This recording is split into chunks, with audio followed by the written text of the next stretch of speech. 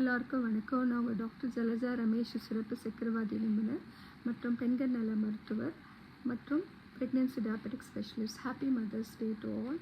இந்த பதிவில் நான் எல்லாருக்கும் மதர்ஸ் டே ஸ்பெஷல், அன்னையர் தின ஸ்பெஷல் வாழ்த்துக்களை நான் சொல்கிறேன்.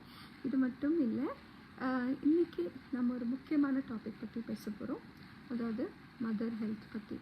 ஸோ நம்ம மதர்ஸ், நம்மளுடைய அம்மாவுக்கு நம்ம அன்பு, பாசம், கேர் தர்றது கூட ஆரோக்கியத்தையும் நம்ம வழங்கணும். ஸோ இந்த ஆரோக்கியத்தை எப்படி நம்ம தர முடியும் அப்படின்னா, அவங்களுடைய லைஃப் ஸ்டைல் கொஞ்சம் சேஞ்சஸ்க்கு நீங்கள் உதவணும். ஸோ அவங்கள நீங்கள் மோட்டிவேட் பண்ணணும், ஒரு ப்ராப்பர் டயட் ஃபாலோ பண்ணுறதுக்கு, வாக்கிங் பண்ணுறதுக்கு. அது மட்டும் இல்லை, அவங்களுக்கு வருஷத்துக்கு ஒரு வாட்டி சில ஹெல்த் செக்கப்ஸ் நீங்கள் கூட்டிகிட்டு போகணும். குறிப்பாக இந்த வெல் உமன் மாஸ்டர் செக்கப்ஸ் மாதிரி கொஞ்சம் ஹெல்த் செக்கப்ஸ்க்கு நீங்கள் கூட்டிகிட்டு போகணும். பெண்களுக்கு பார்த்தீங்கன்னா, இந்த மெனுபாஸ் இல்லை மென்சஸ் நிற்கிறதுக்கு ஒரு 5 வருஷம் முன்னாடி ப்ரீ மெனுபாஸ், இல்லை இன்னும் அரௌண்ட் மெனுபாஸ், இல்லை மெனுபாஸ்னால் மென்சஸ் ஒரு பெண்ணுக்கு தொடர்ந்து 1 இயராக வரலன்னா அது மெனுபாஸ்ன்னு சொல்லுவோம்.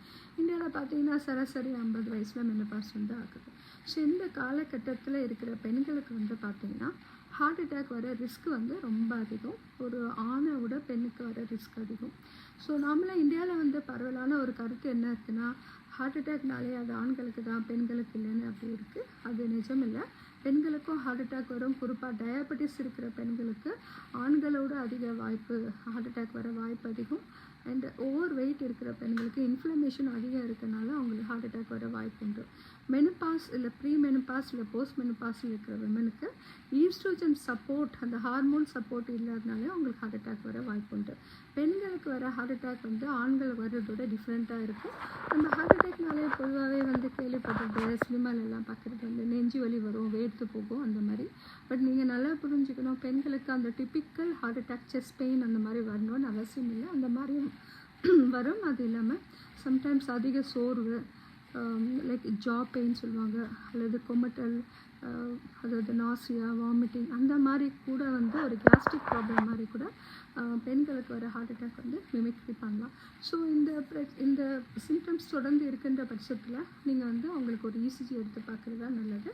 ஸோ எவ்ரி இயர் கண்டிப்பாக ஒரு இசிஜி பண்ணி பார்க்கும்போது அங்கே ஹார்ட்டோட ஃபங்க்ஷன் எப்படி இருக்குது, பம்பிங் கெப்பாசிட்டி எப்படி இருக்குதுன்னு பார்க்கணும். ஸோ இதனால் வரக்கூடிய ஆரம்ப கட்டத்திலே நம்ம கண்டுபிடிச்சிட்டா பெரிய பிரச்சனைகளை நம்ம தவிர்க்கலாம். ஸோ லைஃப் ஸ்டைல் மாடிஃபிகேஷன் கூட, regular health checkup, regular visit to doctor இதெல்லாம் நம்ம தடுக்க முடியும். ஸோ ஒரு தாய்க்கு நீங்கள் அன்பு, பாசம், கேர் தர்றது கூட ஆரோக்கியத்தை அழிங்க. நீங்களும் ஆரோக்கியமாக இருங்க, உங்கள் அன்னையரையும் நீங்கள் ஆரோக்கியமாக பார்த்துக்கோங்க.